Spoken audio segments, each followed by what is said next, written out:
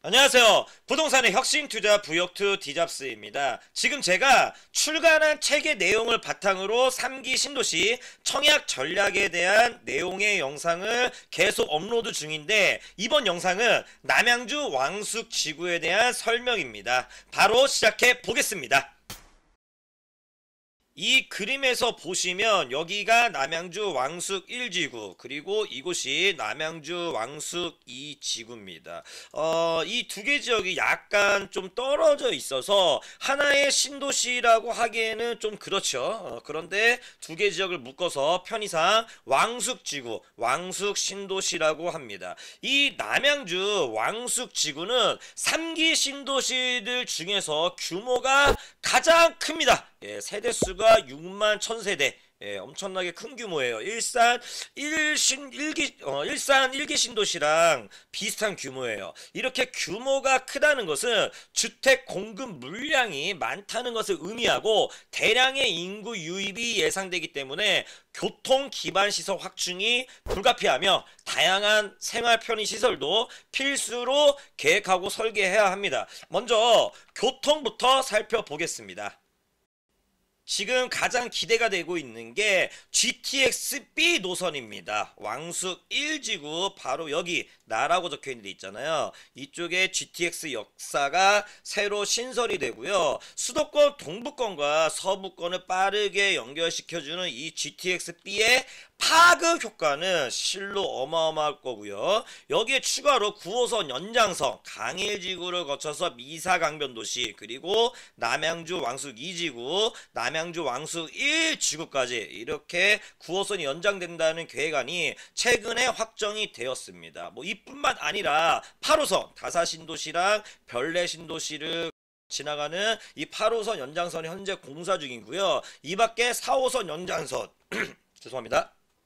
6호선까지 가히 남양주가 지하철 교통혁명을 지금 일으키고 있는데 반점은 바로 GTX-B와 9호선이 들어서게 되는 이 왕숙지구의 완성이 되겠죠.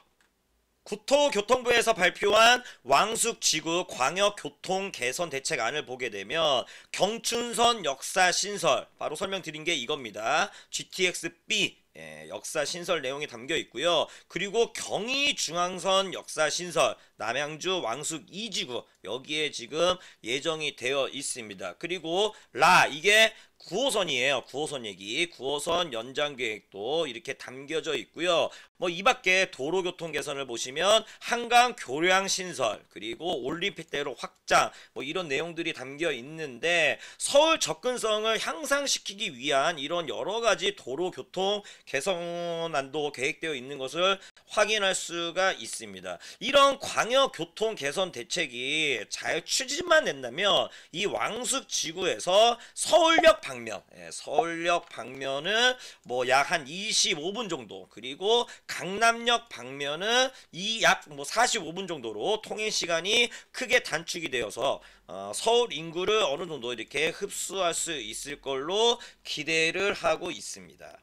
남양주 왕숙 1지구 토지 이용 계획을 분석해 보겠습니다. 우선 GTX-B 역사가 이쪽에 신설되는데 이 주변을 특별계획구역으로 지정을 하면서 역세권 특화 계획을 지금 생각을 하고 있는 것 같습니다. 그리고 자족용지 이 보라 색깔들이 자족용지인데 이 자족용지를 철도 역사 인근 남쪽으로 이렇게 집중 배치해서 주택용지와 분리를 해서 쾌적한 주거 환경을 조성하고자 뭐 신경을 썼다 이렇게 평가를 할 수가 있겠습니다. 그리고 이 하천을 그대로 살려서 중간중간에 이렇게 녹지공간, 수변공원을 조성해서 아파트라든지 뭐 이렇게 철도 역사에서 쉽게 접근할 수 있게끔 이 접근성을 용이하게 했다 이렇게 말할 수가 있고 그리고 수변공원을 따라서 배치된 이런 주거 아파트, 좀 뭐랄까 특화 주거단지 배치가 매우 기대되는 그런 설계라고 할 수가 있습니다. 그런데 이제 약간 우려되는 부분은 아파트 과밀화예요. 딱 보시면 아파트가 이렇게 촘촘히 빼곡하게 모여 있잖아요. 뭐 이게 어쩔 수가 없는 게 남양주 왕숙지구와 판교 신도시가 면적이 비슷한데 이 왕숙지구 인구가 판교의 2배, 2배로 계획되어 있습니다. 뭐 이러다 보니까 이런 과밀화 문제는 피해갈 수가 없을 것 같습니다. 부동산 투자자 관점에서 아파트 외 다른 부동산 투자 상품을 추천해달라, 뭐 그러면 역세권 상가를 추천할 수가 있는데 GTX와 9호선 노선이 상당히 좋은 거는 다들 알고 계시죠. 그렇기 때문에 이 철도 대중교통을 이용하기 위해서 많은 사람들이 이쪽으로 집중이 되겠죠, 인구가. 그래서 유동인구가 많은 이 역세권 상가 투자성은 상당히 높다, 이렇게 말씀을 드릴 수가 있는데, 뭐 전제 조건은 당연히 상가 분양 가격이 투자 메리트가 있을 정도로 조금 저렴해야겠죠. 뭐 그렇게 싸게 나올지는 모르겠습니다.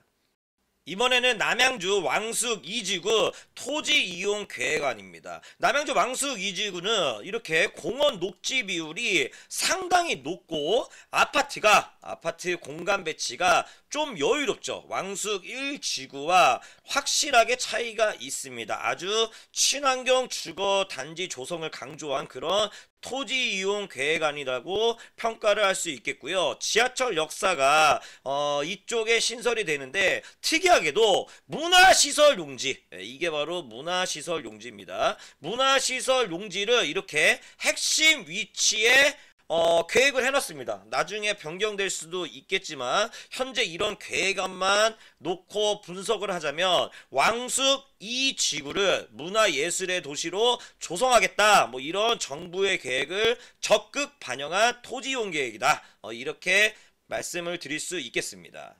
단점으로 자족용지, 이런 자족용지와 상업용지 비율이 낮아서 상업 업무 기능 축소에 따라 다양한 생활 편의 시설을 기대할 수가 없다, 그런 문제점이 있을 수 있겠습니다. 왕숙 1지구보다 무게감이 떨어지는 것은 뭐 어쩔 수가 없습니다. 그리고 부동산 투자 관점에서 아파트 외에 다른 물건을 추천을 하자면 제가 교산 신도시에서도 언급한 적이 있는데 바로 점포겸연주택, 상가주택이라고도 합니다. 꼬마 빌딩 수익형 부동산인데 아주 위치가 좋은 것 같아요. 다시 한번 설명을 드리자면 이 점포겸연주택이 주거로서의 쾌적함과 주거환경의 쾌적함과 그리고 강력한 상권 형성, 뭐 이 두 마리 토끼를 다 잡기가 힘든데 이 왕숙 2지구의 점포겸연주택 위치를 보게 되면 일단 수변공원을 따라서 이렇게 형성이 되어 있습니다. 뭐 이걸 보시면 일단 주거 환경은 괜찮겠고요. 그리고 지하철 역사가 여기인데 역세권이죠. 아주 가깝습니다. 그래서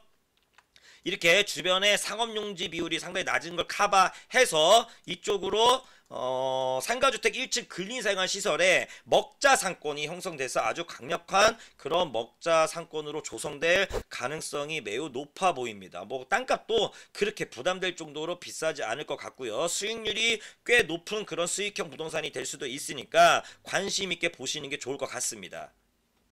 왕숙지구 사전 청약 물량 배정표인데 참고하시고요. 남양주는 현재 비투기 과열 지구로 우선 공급 거주 요건이 2년이 아니에요. 2년이 아니고 1년입니다. 1년 이상 남양주시 거주자에게 30%를 우선 공급하고요. 그 다음으로 1년 이상 경기도 거주자에게 20% 물량을 우선 공급합니다. 여기에서는 남양주시 우선 공급분 낙첨자도 포함이 되는 거고요. 마지막 남은 50% 물량은 수도권 거주자에게 공급을 하는데 이때는 거주 요건이 없습니다. 그리고 남양주 경기도 우선 공급분 낙첨자 탈락자가 바로 이쪽에 붙어서 다시 한번 경쟁을 할 수가 있다는 겁니다. 우선 공급에서 떨어지면 이렇게 순차적으로 넘어가서 뒤에 또 기회가 있다는 거 참고하시고요. 지금 여기서 상당히 중요한 게 있습니다. 왕산이 아니죠. 왕숙이죠. 이거 다 오타입니다. 왕산이 아니고 왕숙입니다. 예. 다시 설명을 드리겠습니다. 이어서 왕숙 1지구보다 왕숙 2지구 사전 청약을 먼저 합니다. 좀 더 빠르죠. 이 부분이 상당히 중요한데, 자, 누가 봐도 이 왕숙 1지구가 더 좋잖아요. 그러면 이 왕숙 2지구 청약을 패스하고 왕숙 1지구에 집중하는, 청약을 도전하는 그런 대중들의 심리가 강할 겁니다. 그러면 어떻게 되냐? 청약 점수가 부족한 사람들은 이 왕숙 2지구를 타겟으로 삼아야겠죠. 본인이 가지고 있는 청약 통장이 왕숙 2지구 청약을 패스하고 왕숙 1지구에 도전할 만큼 날카로운 무기인가를 정말 객관적으로 점검해볼 필요성이 있습니다. 그리고 남양주는 투기과열 지구가 아니기 때문에, 비투기과열 지구죠. 잠시만요. 투기과열 지구가 아니기 때문에 이렇게 우선 공급 거주 요건이 1년입니다. 지금 이사에서 남양주 당해지역 우선 공급으로 사전 청약에 일단 당첨이 된 후에 본 청약 때까지 1년 정도만 거주 요건을 충족하면 되기 때문에 청약을 위한 이사를 진지하게 고민할 필요도 있다고 볼 수 있겠습니다. 왕숙지구 국민주택에 도전 가능한 청약 요건을 제가 이렇게 표로 만들어 봤는데, 사전 청약이 공공아파트만 대상으로 하고 있고, 공공아파트 일반 공급과 노부모 부양 이런 것들은 청약 가점이 아니라 이렇게 청약 저축액이 중요합니다. 청약 저축액은 월 10만원씩만 인정이 되는데, 이 정도 기준이면은 충분히 도전해 볼 수 있을 것 같은데, 이거는 맹신하지 마시고요. 물론 왕숙 1지구 지하철 역세권 인근의 아파트는 이 기준보다 상당히 높게 상향 조정해서 생각을 해야 할 것 같습니다. 여하튼 왕숙 1지구와 왕숙 2지구 커트라인 편차가 상당히 클 것으로 예상되기 때문에 이 두 개 지역을 별개로 구분해서 차별화된 청약 전략이 필요할 것 같습니다. 민영주택은 청약 가점 50점대도 충분히 도전을 해볼 수가 있겠습니다. 역세권은 가점이 3인 가족 기준 만점인 64점 이상도 나오겠지만, 비역세권이라든지 아니면 왕숙 2지구 같은 경우에는 50점대도 충분히 당첨을 기대할 수 있기 때문에 저가점자들은 눈높이를 조금 더 낮춰서 비인기 단지 혹은 비인기 타입을 잘 골라서 청약하면 좋은 결과가 있을 겁니다. 그럼 지금까지 남양주 왕숙 신도시 내용이었고요. 이것으로 마무리하겠습니다. 감사합니다.